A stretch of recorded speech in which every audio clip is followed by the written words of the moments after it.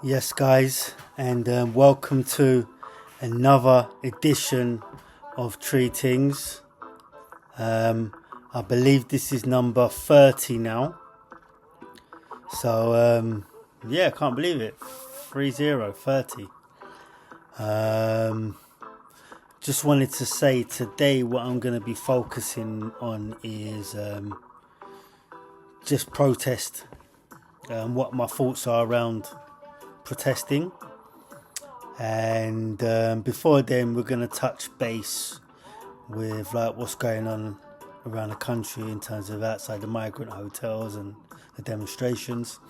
But also before then, I'm just going to give you a definition going back to my last video.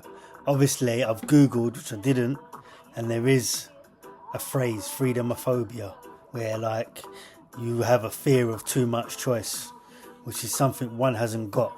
But anyway, here is my definition. This is my definition. I'm going to go for this. I'm going to put it into law, into Parliament.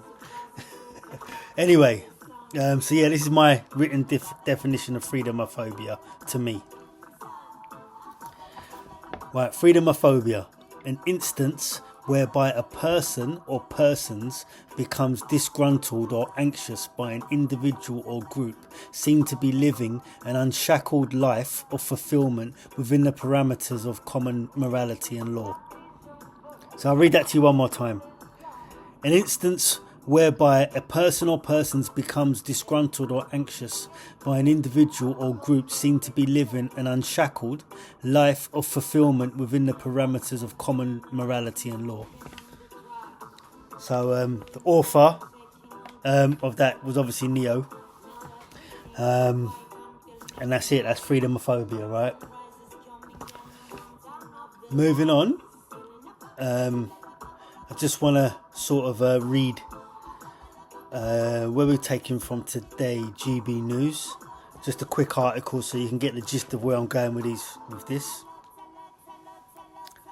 Yeah. States here, migrant hotel protest spreads across Britain as tense standoffs escalate over illegal immigration. So, protests against migrant hotels have scattered across the UK this weekend, with demonstrators seen in Bournemouth, Leeds, Norwich and Portsmouth. Hundreds of protesters chanted, "We want our country back," and Keir Starmer's a W bleep bleep bleep outside a hotel in Beaufort, Norwich. Counter-protesters arrived at the venue, where some waving Revolutionary Communist Party flags. Three-masked anti-racism activists tried to force their way past police to the demonstrators, causing some scuffles. The hotel is one of two sites in Norwich used by the Home Office to house migrants and has been the centre point of anger since April, when an asylum seeker staying there was jailed for raping a woman. Dan Tefesful from Eritrea, who arrived via small boat, raped the woman as she left a nightclub. He was caught and sentenced to 8 years behind bars. An asylum seeker, Rashid Al-Wali, who was also staying in the hotel, has been jailed for 20 months for admitting to 3 attempted child sex offences and an indecent image offence. Protesters held placards of the two offenders, including other banners reading "House Brits not illegals" and "Deport all foreigners, rapists and child abusers." Protesters also gathered. Anyway, look, you get the gist. I don't need to go on with this, yeah.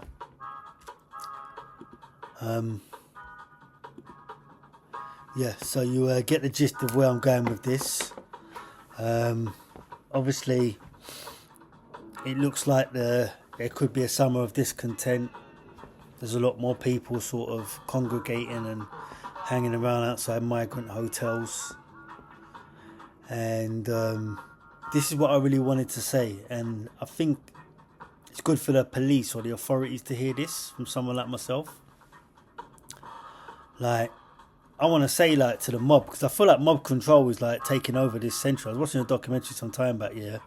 But I would just say to the mobs, man, like I was watching in Ireland last week, or the week before, where like there was a lot of rioting because of an 8-year-old girl or someone getting touched or something like this, right, in Northern Ireland. And I see them like sort of like attacking the police, which may happen here. And I'm thinking to myself, like, their morale must be like bottom down at the bottom, you know, because like at the end of the day, like, they're human beings, and I'm pretty sure like 90% of the police, they're angry with what, you know what I mean? When they take off their uniform, they're just like me or you. So they're angry, they're just as angry, if not more angry, with who it is they have to protect by the laws which they serve. You know? Do you really think like police officers want to protect a rapist or from you guys getting to him? But what it is, yeah, it's law. They have to abide by the rules. They have to be seen to abide by the rules, especially publicly. So like when I see people like rioting the police, I know you're frustrated, I know you're angry, but they're kind of the wrong people, because they're just like me or you, and they're probably just as angry, and they got to defend someone they don't want to defend. It can put their minds and their mental health in all types of places, make them look into the abyss, you know, when they don't really need to be, you know. So I'd say, man, tone it down against them.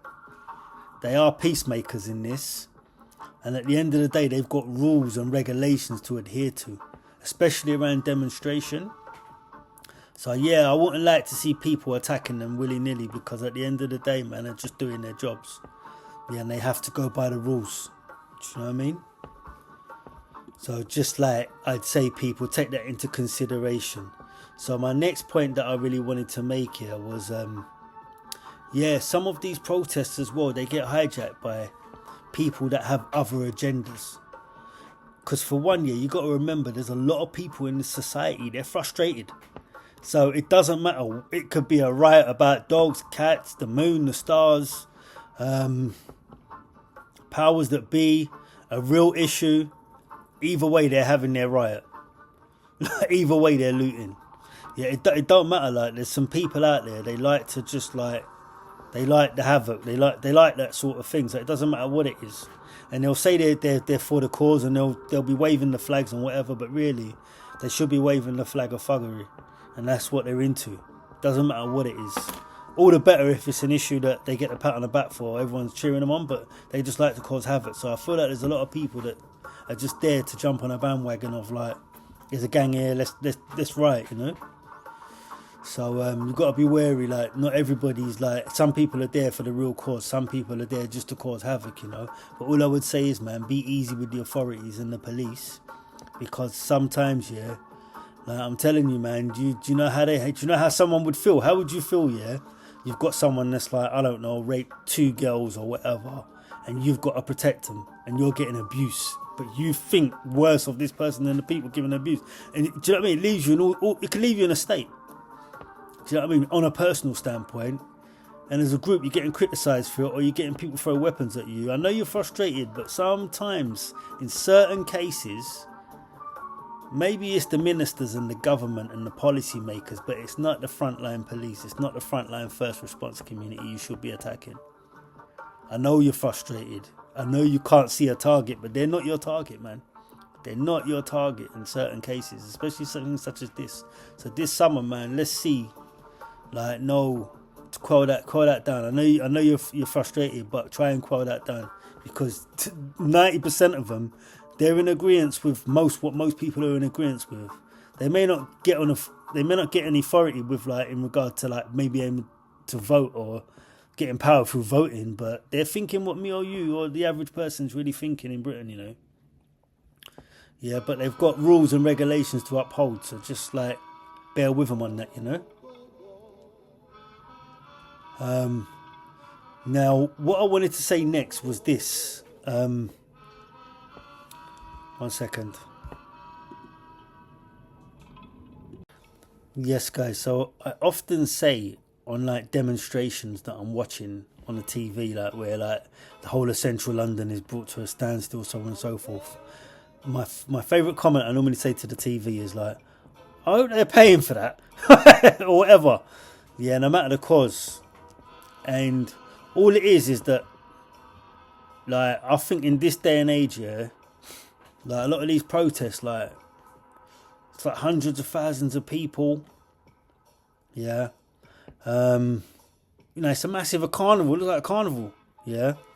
Like, and I'm thinking, like, all that police like attention and that they have to manage, and you're saying they haven't got visibility elsewhere, but they need to deploy these people because there could be havoc in the streets. All this heavy concentration of people, right, in one place. Now I'm thinking right now it's about that time where, like, these events, these massive protests, like, I think they should be paid for, and I think they should be registered. Yeah, I think, like, that, yeah, they should be paid for, definitely. Yeah, and they should be registered. And what I mean by that is, specifically, is that to get a crowd that size, it's definitely an organisation that's done it, right? Save whoever or whatever. Yeah, whoever their names are, I'm not going to mention, right? Now, that organisation, like, they could send out a QR code. It's for safety as well. They could send out a QR code, and you have to scan this QR code and just pay like a nominal fee, like £5. Because could you imagine, like, £5 times 100,000 people? You're talking about £500,000. A large section of that can go towards, like, the police or whoever's had to sort of make sure the event's got security. Yeah. And the rest can obviously go to the cause after everything's paid for. Do you know what I mean? Because it's held London back quite a bit. But once everything's paid for, like, you know, then it can go to the cause. But I feel like they should be, like, paying something. Because, like, it holds up the city. Also, as well as that, when you've got a QR code to scan or whatever, if somebody does something that's out of order, or they've got a mask on and they you know, they just do something unruly, right, or something violent, yeah, you've got something to go back to, and you can, like, arrest someone. You know who they are, where they're from, and if you haven't got the QR code, then you can literally just be escorted away. But you have to have this QR code so we know who you are, or where you're from. Even if you've got a mask on, you've got your QR code, you know, and it just makes things a lot more orderly. So no problem, like, you can protest, but I would organise it a lot better. And yeah, I'd definitely like make sure, like, people would somehow be registered walking around central London if it's all about that, you know. And also, I've started to think as well, I thought perversely one time, I just thought to myself, right, there's like, could be 100,000 people protesting about this, yeah. But then it stands to reason, yeah, these are the biggest numbers we may have seen in London for a while. But for all we know, there could be 10 million people up and down the country, where it's normally 1 million that are bothered. It could be 10 million, 15 million people that are, like, upset about it, but they're not saying nothing. They've got no outlet, and if they do say it on the internet, they're going to get targeted. Yeah, Julie or unduly, they're going to get targeted for, like, giving their opinion about, oh, they shouldn't be arguing, they shouldn't be protesting or holding up London about this, you know. So I just wanted to say that, yeah, man, I believe, like, these events, man, they should be sort of paid for, man, by the attendees. And then everything goes to the security, which is obviously the police. But then after that, you know, you can go to the cause, you know. But I do think, like, there should be some type of order and some type of paying. Do you know what I mean? Because these people can turn up at any time, and you'll notice, man, I'll be honest with you, man, in unison with some people, man, like, you may notice my patterns, man. Like, I've like negated sometimes going to central London on a Saturday because it's me, because of some of the attention I get, but also, like, just like, yeah, man, it just feels like a bit of a zone of a no-go on a Saturday. I didn't need these people to say it on the TV, man. It just feels like a little bit, like, do you know what I mean? You can't relax in the centre of London, man. Do you know what I mean? So, like, to me, I thought, if people are going to do that, then it should be ordered. It should be all paid for. It should be, like, fenced off properly and all the rest of it. And you can have your little protest and allow the rest of London to get on, because it's all, like, kind of ordered and orderly and done. But it doesn't seem like, it seems like a bit of a mania where people could just, like, you never know, one day just, like, burst the banks of Westminster and just be in Parliament and just what you see in the movies, you know, or what you saw in the White House. So, yeah, it doesn't bode well, and it's not a good look. And I feel like for tourists and that, I'm looking around from the angle of like a tourist booked a holiday a year ago and they come on the wrong week. Do you know what I mean? They're like in the middle of a political storm, and they're just like, well, come here. It could be exciting to some of them, but sometimes it's quite like, could be quite embarrassing to the city, you know. But that's that.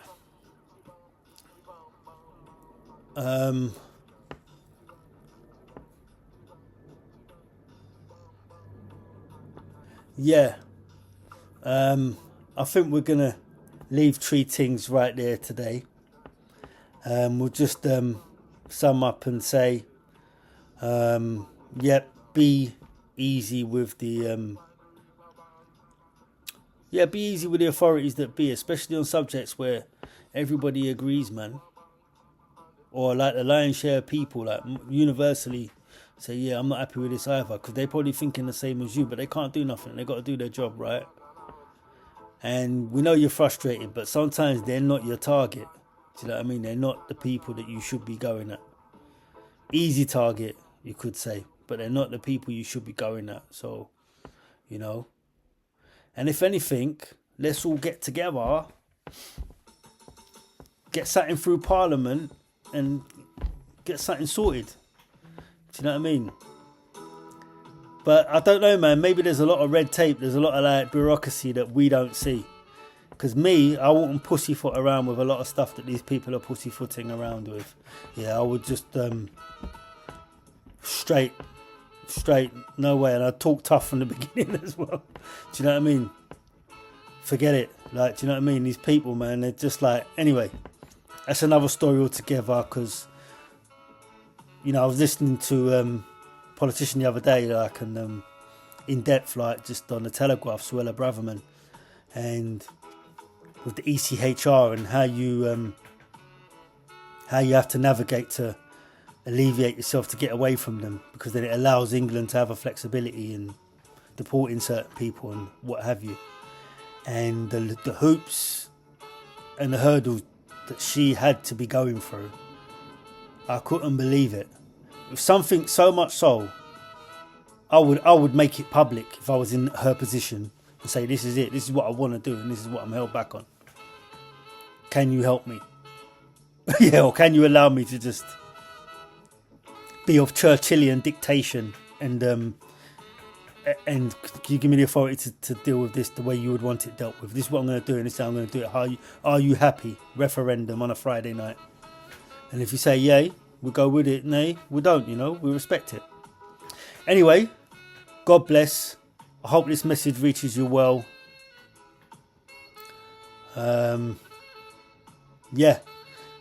All good. Take care.